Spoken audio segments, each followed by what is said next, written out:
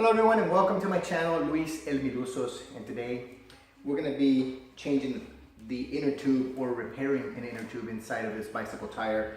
My son continues to get these burrs because of the yard, and so I want to check it, make sure it's repairable, and if it's not, or if it's just too much, I do find some of these inner tubes on sale sometimes, even, believe it or not, at some of the 99-cent stores. They will have these for like $2 or $3. But Walmart or any of your bicycle shops would also have them for replacement. And it's just brand new. You just take the tire off and we're going to go ahead and swap it out. But in case you don't have one to swap it out, then what I usually use is I get a rubber patch kit, and they come in different sizes and styles. And what they do is, this one's particularly very complete. It has little valve stems, and it has the valve covers, or the caps that go on it for the tire, and it comes with different size patches, different styles of patches. It comes with the lid that has a rugged end on it, and so it's kind of like sandpaper, or in this case it's metal, but what it does is it scrapes and scratches the inner tube to create a rough surface, so that when you do put and attach the rubber cement, it actually attaches better, and it provides nice grip on that as well. So it comes with these little paddles that are very important because they're nice and round, they're not sharp. So when you go to remove your tire, which we'll get started on, some of this is already started for ease of the video. And so what I do is I take this here and I go into the end of this, and then I grab it and then I flip it. And we want to bring this outward. You may need one, you may need two, depending on how tight the tire fits on the rim. Depending on the style of the tire, it may be easy or it may be a little bit harder to do. So what we're going is we're going in and we're looking for the edge. We're bringing the edge out. And once that's there, you can continue to do the same for the rest of the sides. If it happens to go in the way this one did, then you just continue to work with that. One thing that I'm going to mention before I even do this is some of these edges, if you want to slide your fingers and slide it across, some of us that have a little more experience will do that, no gloves, no nothing, but you gotta understand that some of these edges, some of these beams right here on the rim, or actually the tire, not the rim, are very sharp. So when you slide, it can actually cut you, your hands, your fingers, so you want to make sure you're very, very careful when you're working with removing the tire like I'm doing right now. So if these happen to be hard, one of the things that I actually use as well is, this is from Home Depot, and they're usually free, and it's for painting, and you probably open the paint cans. So this little tool here helps because it has a little rigid. You just don't want to slide it, because if you slide it, you're going to go ahead and as you slide, you might rip the inner tube in case it was still salvageable. So what you want to do is you want to just take this down here. You want to grab the edge, you spin it right across, and then you take it in opposite ends, and you bring it over. So in many cases, if the tire is going to cooperate, it's going to be nice and simple. You can always take the paddle or something else. You can have a screwdriver, something that's going to help you save that spot. So I've saved that spot right there, and then what I'm going to do is I'm going to go ahead and go in here, and I'm going to go and find another edge, and then pull the edge out, and continue to do that all the way around. Now when you get it, you can spin it. Like I said, you can grab it and go this way and pull all the way around, and it's going to pop right out. But you want to be careful because it is sharp, and I'm going to do the other side for you as well. Now, in order for me to remove this from the actual bicycle frame, I have a 15 millimeter wrench. And so that's perfect, that's the right size. If you don't have an actual wrench like this, you can use a crescent wrench like this one, and then you can adjust it to the size that you need it, and then go ahead and press that. You can also use different types of pliers, but keep in mind that if you're going to use pliers this way, when you turn, if you're not grabbing it properly, you can probably strip. You're going to strip the design, and then it's going to be hard for you to tighten, hard for you to release in the future. So you want to try to use something that is designed for that, so that you can preserve the shape of that. So for ease of the video, I've already loosened both sides. In this case, there is a little, I'm going to take this one off, but there is a clip, that's a metal clip, and what that does is, this is a lock, and there's a hole there. So when you put it in and it locks, it doesn't allow for this to spin or for the actual center cylinder to spin, it holds it in place so that when you're pedaling and when you're going, the bike is safe and it doesn't allow for the rim to just pop off, which is a nice little feature that they put on these. So now that I've got these two sides that are loose, then what I'm going to do is pull the clips back so they don't lock. And I'm going to go ahead and I use this one real quick because it's very soft. I just grabbed it and turned it, and then I continue with my hand. And I'm going to take one of your brakes off just to clear the tire and make sure you put that in a place where you don't kick it around and you don't lose it. You're going to take your rubber piece for your brake off, and you're going to put it aside. And now you're going to just move this over, and now you've got a little clearance because now the tire can clear. So when you lift the tire, it'll slide right out, and now you have that there. So now that we have this in the air, I'm just going to go ahead and work with this scenario once again. And we're going to use the paddle. If the paddle helps, then we'll continue to paddle. If it doesn't help, then we'll use the painter's tool that I have. But if you wanted to do the opposite side on the inside, when you put it in. Now that one side is out, you've got one side. All you have to do is now you hold. Don't hold from the spokes because you'll bend the spokes and you'll unbalance the wheel. You always hold it from the actual rim, from the whole rim. And what you could do is you could just pull and spread.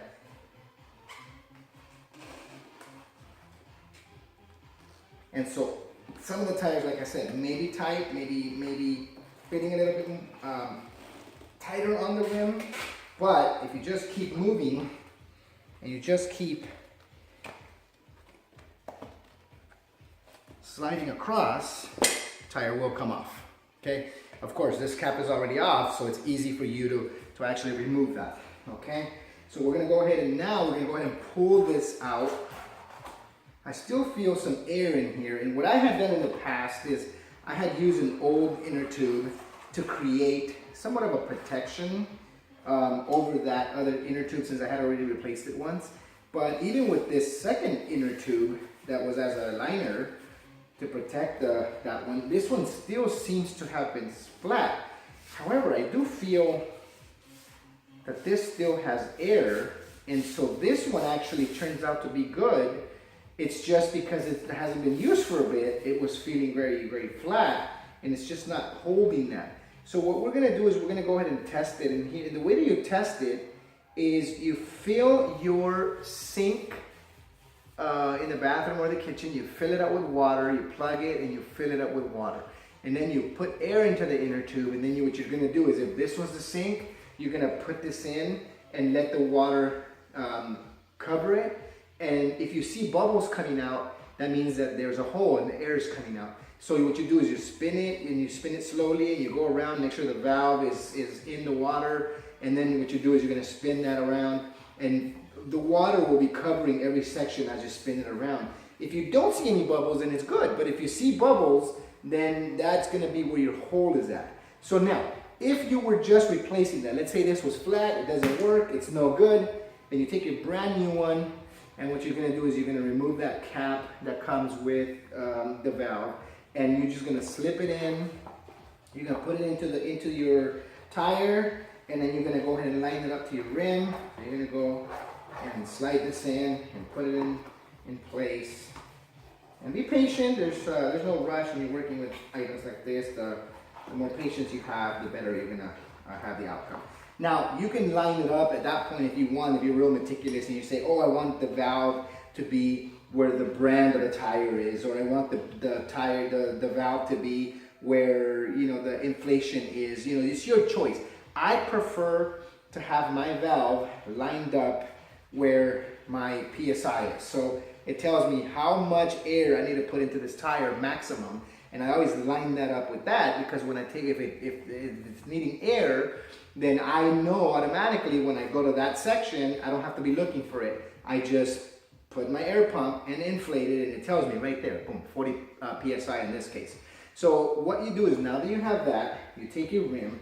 If your rim is really dirty, it's grimy, it's got just paint peeling off all that, it's a good opportunity to clean it, making sure it's nice and smooth. You find the hole that where the valve goes, and so what you're going to do is you're going to line that up with the hole. And it really doesn't matter unless the tire has like direction of rotation, which some of the tires do. They'll have a little arrow. Then you decide, which this way or this way you're going to set it up depending on how it's going to rotate. But in this case, there is none. So you just put that in, you line it up, and then you start pressing the sides, and you're going to take one side, you're going to go one side, and now it's popped in. It's all done. So then what you're going to do is you're going to make sure that this one is lined up accordingly, because the rim is still loose, so you can move this back and forth. So now you're going to press. I like to start with the valve side, so the valve side is protected, and then I'm going to go ahead and squeeze that second side.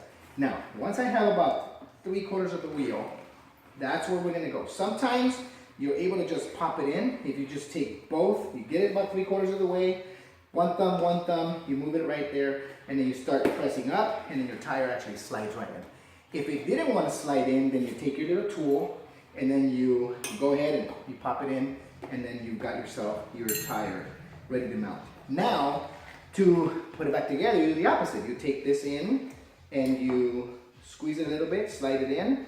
These will go in their place. The locks will go where they need to go. Make sure they're outside first.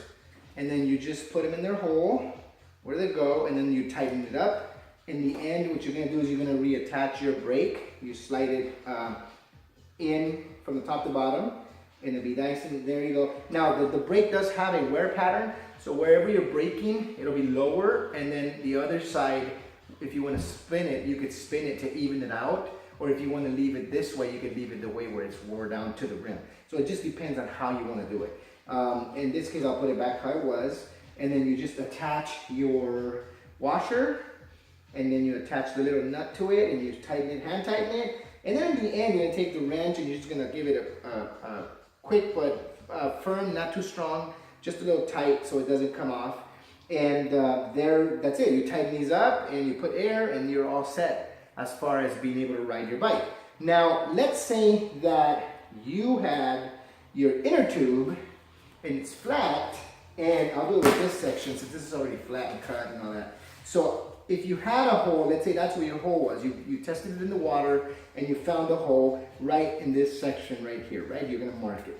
So what you're gonna do is you're gonna take your scratcher or your graded metal here, and then what you do is you find a flat surface, and you scratch it back and forth in different directions.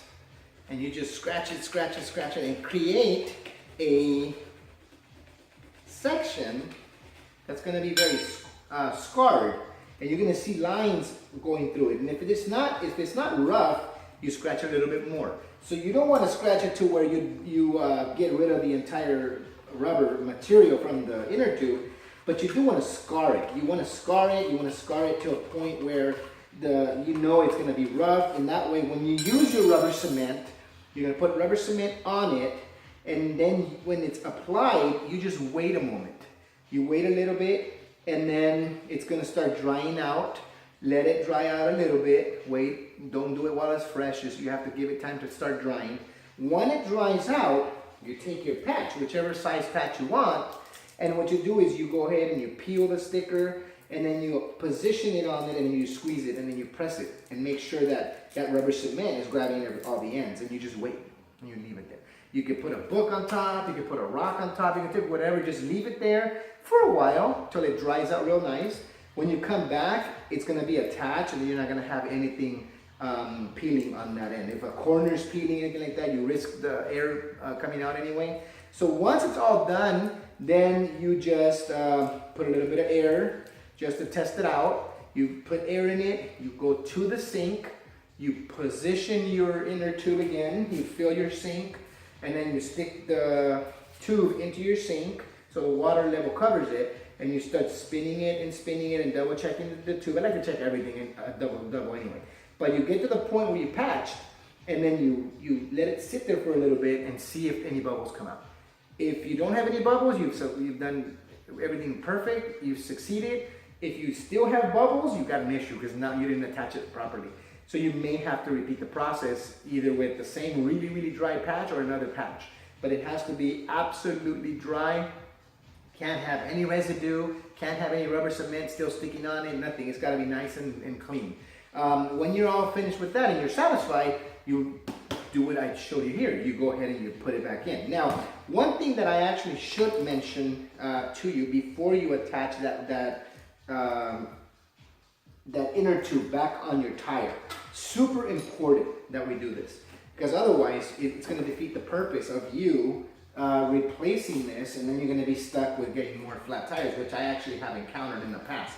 So what I'm going to do is I'm going to go ahead and just remove this once again real quick, just for ease of, for explanation of that step. One of the things that's very important, a lot of the times what you find is you're going to find that you have replaced your inner tube, and if you don't check this next step, you're going to say, why is it getting flat again? The first chance that first ride is going to get flat. And that's because the tire, a lot of the times this was flat, so it's okay, it's not going to damage it. But what you're going to do is you're going to open the tire up, and you're going to go ahead and clean out, you can take an old rag or something and just clean out the dirt. But what I'm looking for here is I'm looking for any sharp burrs, any little pieces of nails, anything that might still be stuck on the tire that's poking through the tire and not allowing the tire to maintain the air, right? Because if you put a brand new one and you put air in it, the pressure of the air is going to make it nice and tight, and guess what? Your new inner tube or your patch is now useless because there is a burr still on the tire. So we're just going to smooth, and just careful when you rub your fingers on it. Make sure that no burrs are sticking up on the top, no nails are there, and make sure that they're not going through to the inside of the tire. Because in some cases I had it where I did replace the inner tube, but I missed a burr, I missed the tip of maybe something metal, and when I put the new inner tube, it was done. When the first ride, it was already flat. So in this case, feels really good.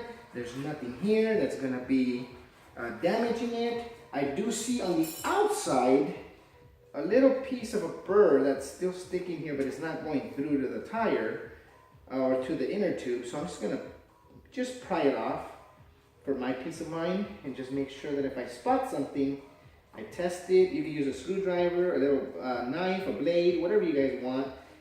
Here's another one that I find that has been, and this may have been the one that flattened the tire originally. And so it's a tip. It's very small, but I got rid of it and it's done. Here's another one. Now they didn't go through, or at least I don't feel them on the inside of the tire. But again, once I put the air in, it may actually cause enough pressure to where that burr will come through. So it's a lot. There's a lot. There's about 6 of these. And this is where I take advantage and just peel these off. And that way I know for sure they're not going to go flat again. But that's it. And then you reattach it. Once you check everything, you just attach it like I showed you. Put it back in the bicycle, and enjoy your ride, whether it's for your bicycle or your kid's bicycle. Enjoy family time, and make sure that you have fun and stay active. And if you like the videos, hit subscribe, hit like. If you have any suggestions, you want to know anything specific about a bicycle, let me know. I'm going to post another video about the same scenario, same thing, changing the tire, but it's going to be the rear tire and how to deal with the chain and the actual brake when it comes to the pedal brake. So thank you for watching. Once again, God bless, and hit like and subscribe if you like the videos. Thanks for your support. Take care.